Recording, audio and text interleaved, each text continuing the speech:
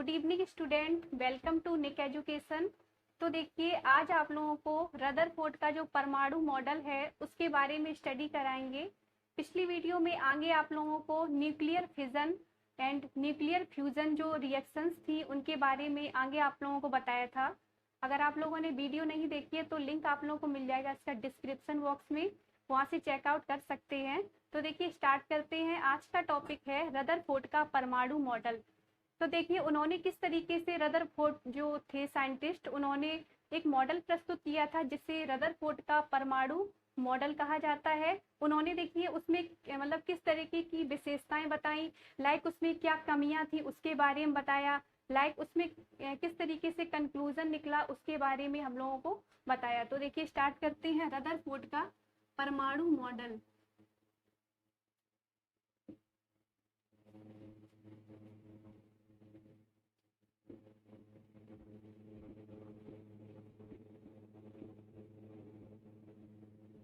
Rutherford का परमाणु model.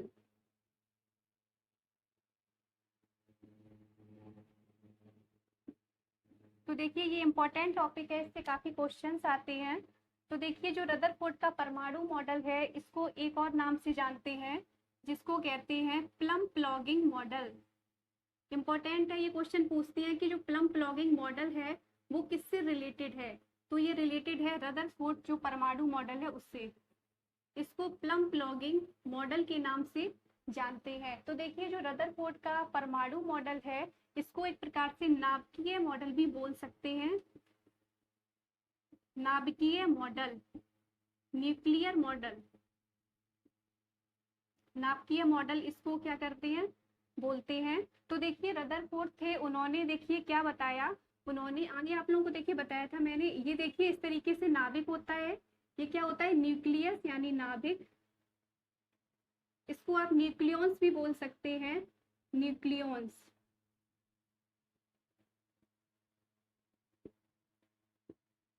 इसको न्यूक्लियॉन्स बोलते हैं। इसमें देखिए प्रोटॉन और जो न्यूट्रॉन होते हैं वो क्या होते हैं, प्रेजेंट होते हैं। तो आगे आप लोगों को बताया था कि न्यूक्लियस की खोज किसने की थी, यानी जो नाभिक था उसकी खोज देखिए किसने की थी, रदरफोर्ड जो साइंटिस्ट थे उन्होंने नाभिक की खोज की थी।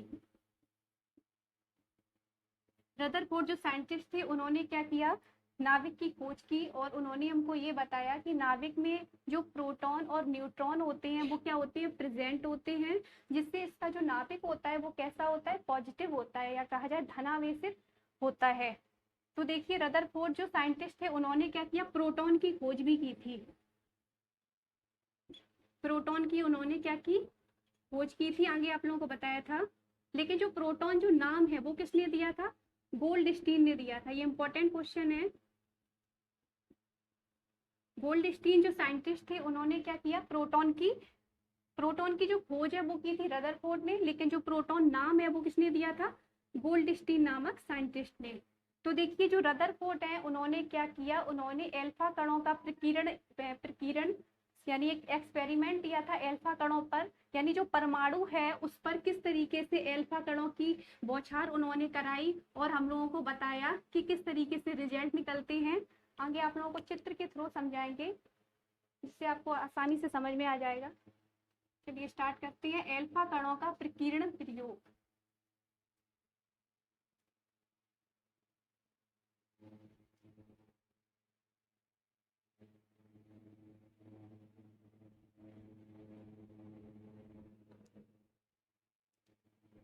अल्फा कणों का प्रकीर्णन प्रयोग।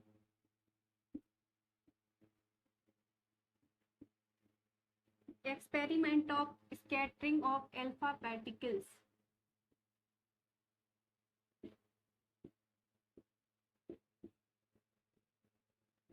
तो देखिए, रदरफोर्ड साइंटिस्ट थे, उन्होंने क्या बताया, देखिए, उन्होंने 1911 ईस्वी में रदरफोर्ड ने क्या किया,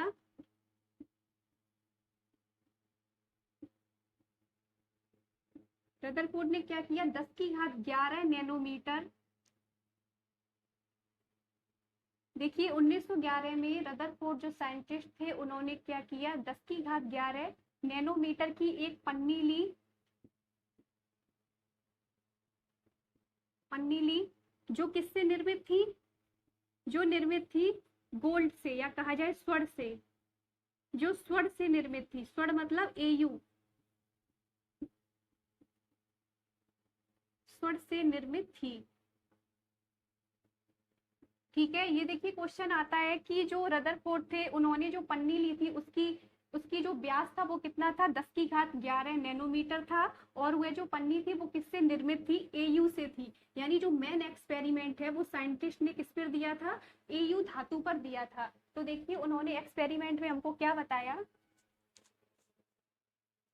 उन्होंने क्या किया, परमाणु था उस पर क्या किया, एल्फा कणों की बमबारी कराई या कहा जाए लाइक बौछार कराई। इस तरीके से देखिए नाविक था तो उन्होंने क्या किया, एल्फा कण इस तरीके से देखिए जा रहे थे, एल्फा कणों की बौछार कराई इस तरीके से।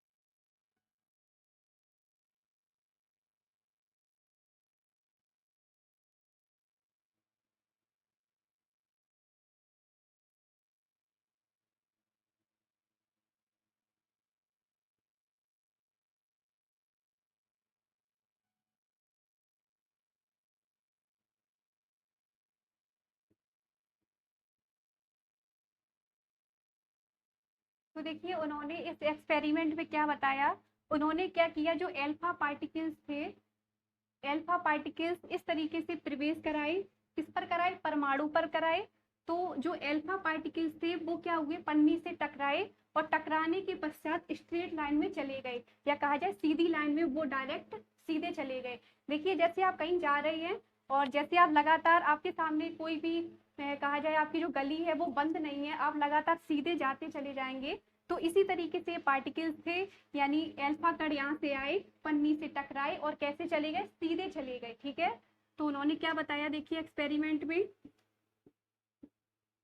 यानी जो मोस्टली एल्फा कण थे वो क्या हुआ, पन्नी से टकराने के पश्चात,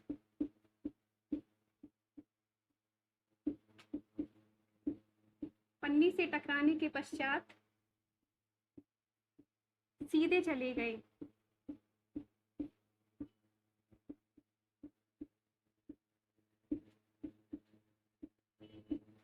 अब देखिए दोबारा उन्होंने रिएक्शन कराई और दोबारा हमको ये पता चला, उन्होंने बताया कि अगर एल्फा कण जैसे किसी पन्नी से टकराते हैं, जब वो पन्नी से टकराए तो क्या हुआ, उनमें विचलन होने लगा। ठीक है, जैसे आप सीधे रास्ते पर जा रहे हैं, अगर आपके सामने कोई गली बंद है तो आप क्या हो जाएंगे, एक प्रकार से विचलित हो जाएंगे। तो इसी प्रकार से जो एल्फा पार्टिकल्स थे, जो देखिए कुछ एल्फा पार्टिकल्स क्या थे, पन्नी से टकराने के पश्चात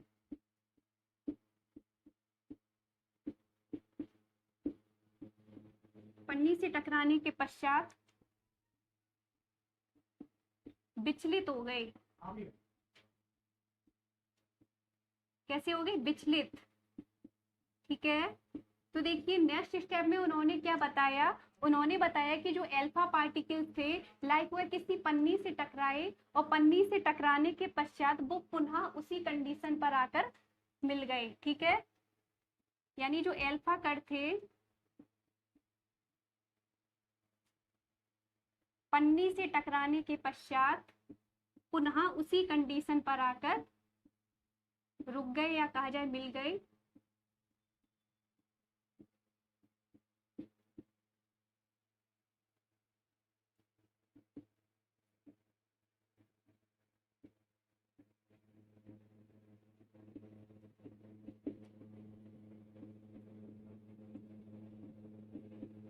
तो देखिए इस तरीके से एक्सपेरिमेंट था यानी जो रदरफोर्ड थे उन्होंने बताया कि जो अल्फा पार्टिकल्स थे जब वो किसी पन्नी से टकराए तो वो सीधे चले गए, ठीक है। और अगर वो अल्फा कण जो थे वो दोबारा से उन्होंने रिएक्शन की, किसी परमाणु से जाकर टकराए या कहा जाए किसी पन्नी से उनको गुजारा गया, तो पन्नी से टकराने के पश्चात वो कैसे हो गए, एक प्रकार से विचलित हो गए, ठीक है, विचलित हो गए। दोबारा थर्ड स्टेप में क्या हुआ, जो अल्फा पार्टिकल्स थे पन्नी से टकराए और पुनः उसी कंडीशन पर आकर मिल गए, ठीक है। तो इस तरीके से देखिए अल्फा कणों का प्रकीर्णन था।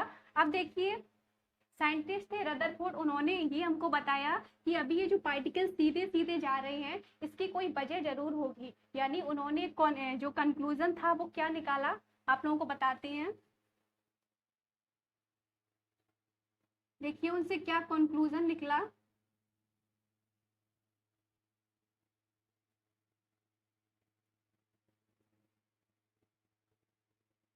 देखिए इस एक्सपेरिमेंट में क्या कंक्लूजन निकला लास्ट में, निष्कर्ष।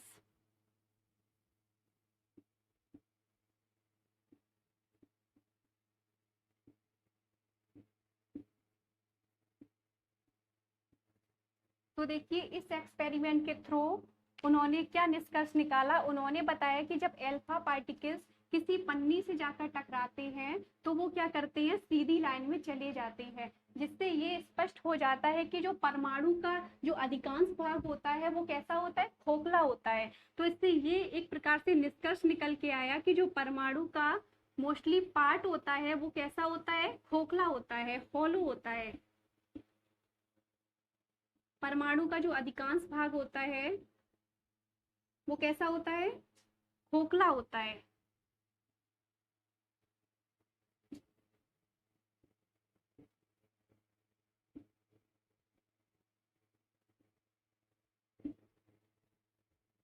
देखिए दूसरे स्टेप में उन्होंने क्या बताया कि जो अल्फा कण थे वो किसी पन्नी से टकराए और टकराने के पश्चात कैसे हो गए थे, विचलित हो गए थे।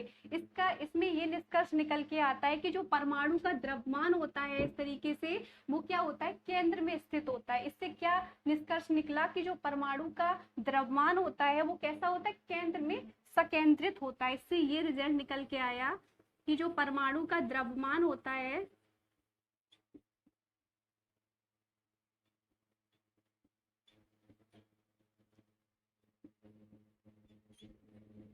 केंद्र की ओर सकेंद्रित होता है।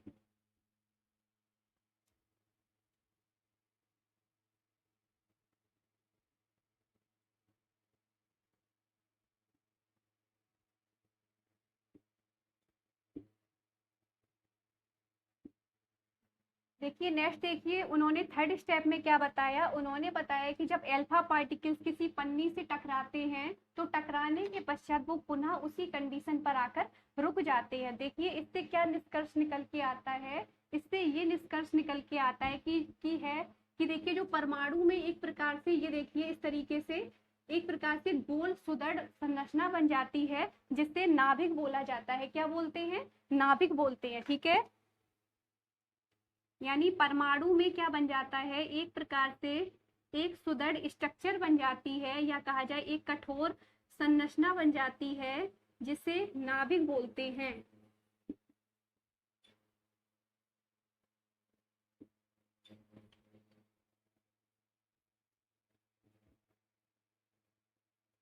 जिसे क्या बोलते हैं, नाभिक बोलते हैं। नाभिक मतलब न्यूक्लियस या इसको न्यूक्लियॉन्स भी बोलते हैं, जिसे नाभिक कहते हैं।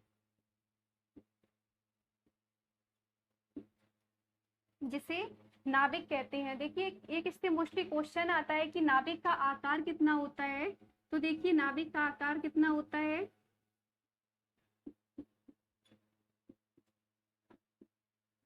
नाभिक का देखिए आकार कितना होता है, 10⁻15 मीटर, 10⁻15 मीटर होता है नाभिक का आकार। तो देखिए इस तरीके से अल्फा कणों का प्रकीर्णन का ये प्रयोग होता है। देखिए दोबारा से बताते हैं, जो रदरफोर्ड का परमाणु मॉडल है जिसको प्लम प्लॉगिंग मॉडल के नाम से जानते हैं। तो देखिए जो रदरफोर्ड साइंटिस्ट थे उन्होंने क्या किया, 1911 में एक एक्सपेरिमेंट किया, किस पर किया, अल्फा कणों पर किया। और एक उन्होंने धातु ली थी, उसका नाम था गोल्ड यानी AU। तो उन्होंने क्या किया, एक नाविक लिया, उस पर अल्फा कणों की बौछार कराई।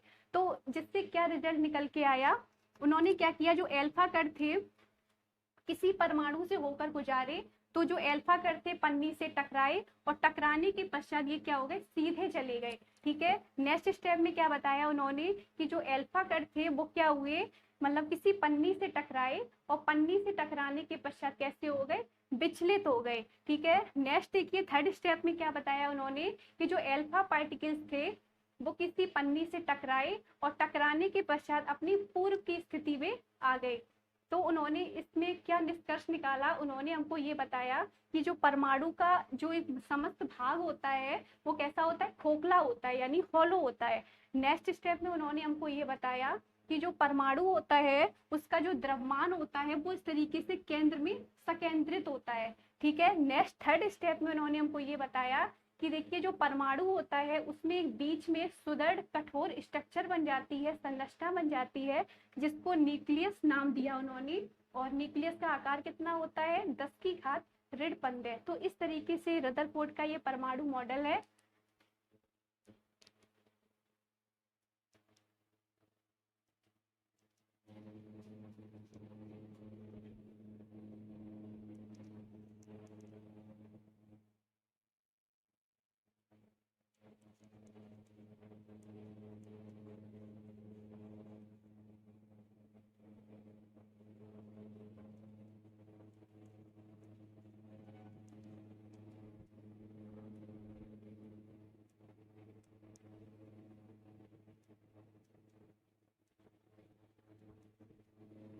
देखिए नेक्स्ट टॉपिक है प्रतिदीप्ति और स्फुरदीप्ति। इंपॉर्टेंट टॉपिक है ये, प्रतिदीप्ति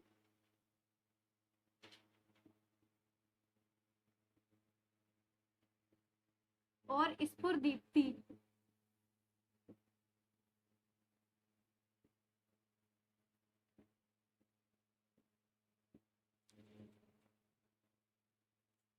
तो देखिए इसकी डेफिनेशन आती है ज्यादातर, आप लोगों को बताते हैं पहले प्रतिदीप्ति के बारे में। प्रतिदीप्ति देखिए क्या होता है,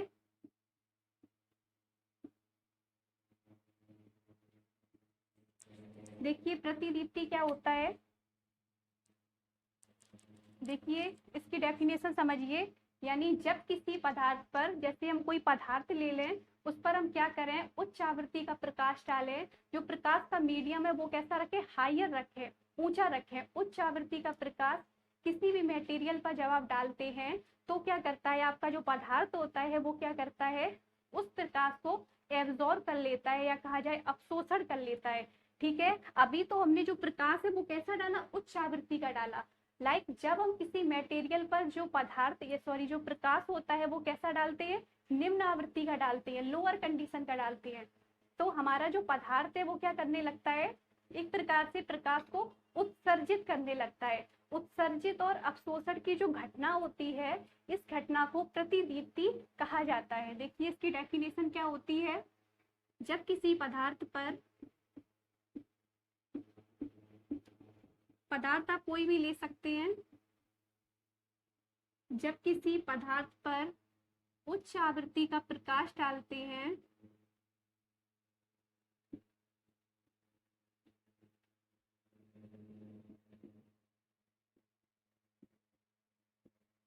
उच्च आवृत्ति का प्रकाश डालते हैं तो वह पदार्थ क्या करता है, तो वह पदार्थ प्रकाश का अवशोषण कर लेता है, प्रकाश को एब्जॉर्ब कर लेता है।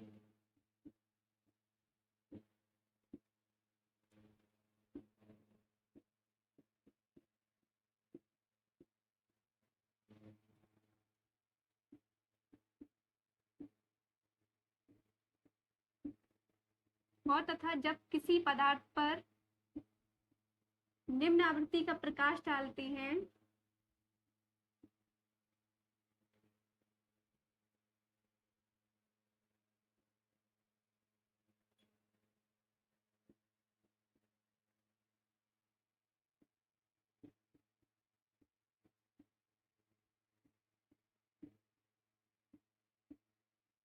जब आप किसी पदार्थ पर निम्न आवृत्ति का प्रकाश डालोगे तो यह पदार्थ क्या करेगा, प्रकाश का उत्सर्जन करने लगेगा या प्रकाश को उत्सर्जित करने लगेगा।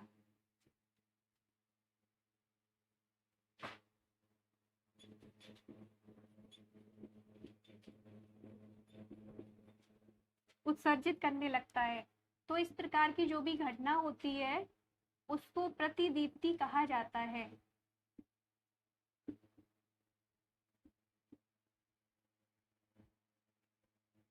इस घटना को क्या बोलते हैं, प्रतिदीप्ति।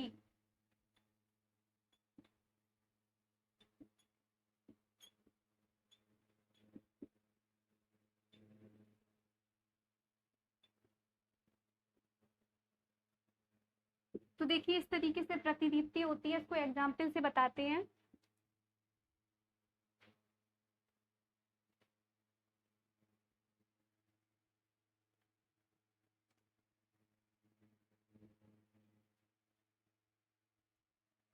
देखिए एग्जाम्पल से, जैसे प्रतिदीप्ति में क्या बताया था, जैसे हम कोई सपोज दैट कोई मटेरियल लें, आप कोई भी मटेरियल ले सकते हैं, लाइक हमने कुनीन सल्फेट लिया, कुनीन सल्फेट।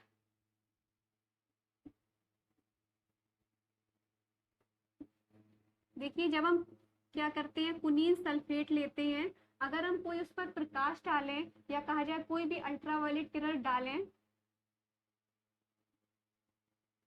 यूवी रे डालते हैं,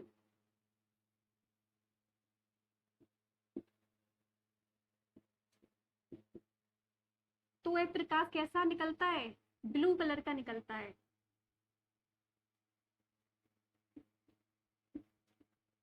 ब्लू मतलब नीला, नीला प्रकाश उत्सर्जित होता है।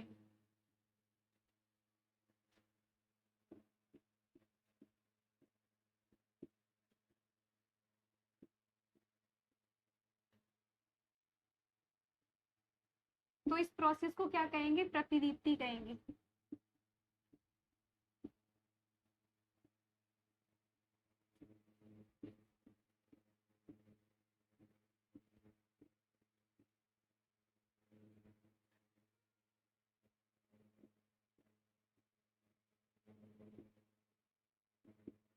तो ये इस तरीके से प्रतिदीप्ति होती है।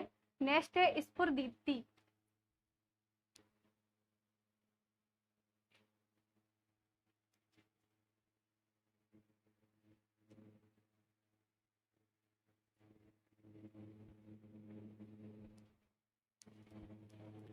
स्फुरदीप्ति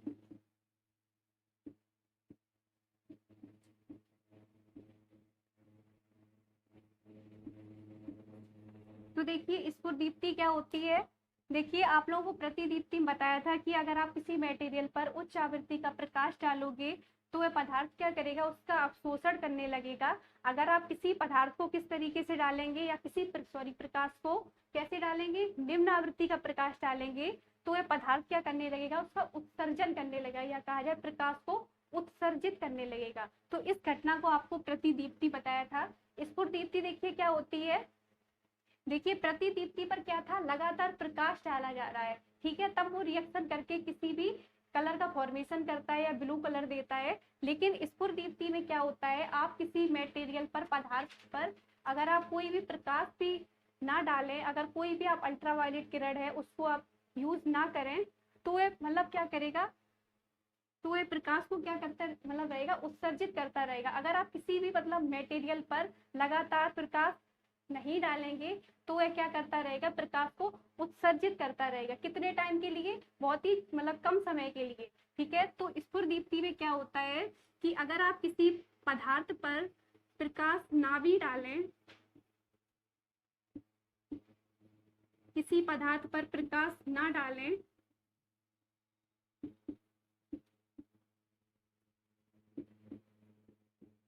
अगर आप किसी पदार्थ पर प्रकाश ना डालें तो वह कुछ समय के लिए, तो वह पदार्थ कुछ समय के लिए, कुछ समय के लिए प्रकाश को उत्सर्जित करता रहता है।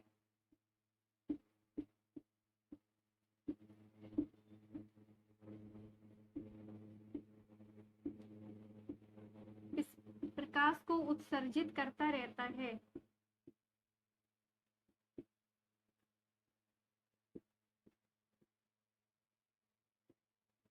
इस घटना को क्या बोलते हैं? स्फुरदीप्ति बोलते हैं, फॉस्फोरेंस। इस घटना को स्फुरदीप्ति कहते हैं।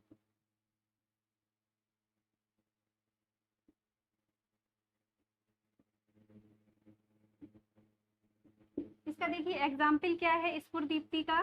जैसे हम कोई पदार्थ ले लें, आप कोई भी पदार्थ ले सकते हैं। जैसे हमने जिंक क्या लिया, जिंक सल्फाइड लिया। सूत्र देखिए क्या होता है जिंक सल्फाइड का, ZnS।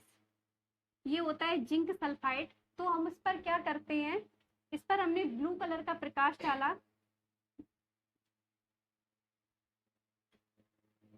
अगर हम इस पर क्या करें, ब्लू कलर का प्रकाश डालें,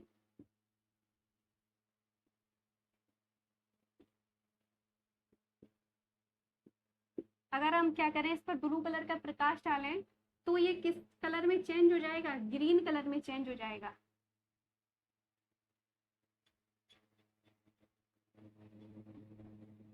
और कितने समय के लिए? बहुत ही कम समय के लिए। तो स्फुरदीप्ति हमको यही बताती है कि अगर आप किसी मटेरियल पर प्रकाश डालें ना, तो भी वह क्या करेगा, प्रकाश को उत्सर्जित करेगा। तो इस घटना को क्या बोलते हैं? स्फुरदीप्ति कहते हैं। तो इस तरीके से देखिए स्फुरदीप्ति होती है। तो देखिए आज के लिए इतना ही। वीडियो अच्छी लगी है तो इसे लाइक करें, शेयर करें, कमेंट करें। बेल आइकन को जरूर प्रेस करें ताकि लेटेस्ट वीडियो का नोटिफिकेशन मिलता रहे। Thank you.